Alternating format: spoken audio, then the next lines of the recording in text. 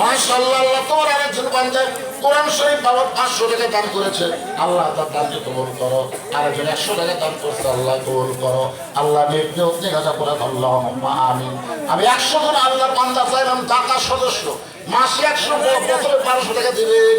আপনি নিজে একটু উঠে এসে লিখে দেন বাবা, একে লেখার মতন কেউ নাই। মানে আপনারা আসেন, একটু কষ্ট করেন বাবা। মাদ্রাসা জিয়ে রাখেন রে।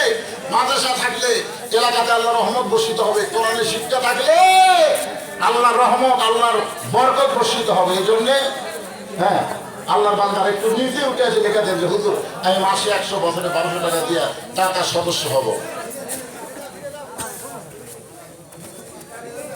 মাশাআল্লাহ, আল্লাহ তোমার একজন বান্দার কি দাতা নাকি? মাসে 100, মাশাআল্লাহ, পাওয়া গেছে না নাম লাগে। মাসে 100, বছরে 1200 টাকা দান করবে, আল্লাহ তার দানকে কবুল করেন। তাকে দাতার সদস্যের মধ্যে আল্লাহ আপনি কবুল করে নেন। আল্লাহুম্মা আমিন। কবুল করো, কবুল করো।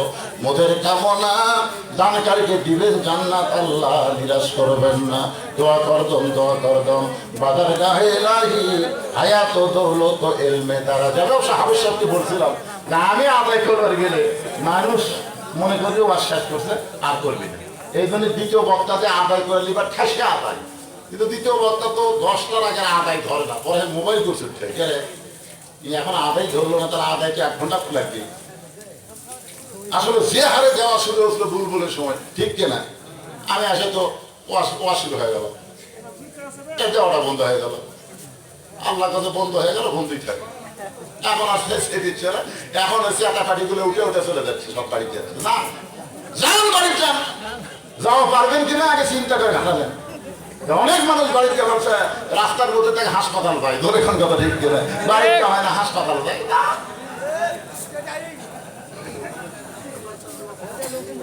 একটু জিকির করে লা ইলাহা ইল্লাল্লাহ, জোরে লা ইলাহা ইল্লাল্লাহ, লা ইলাহা ইল্লাল্লাহু মুহাম্মাদুর রাসূলুল্লাহ।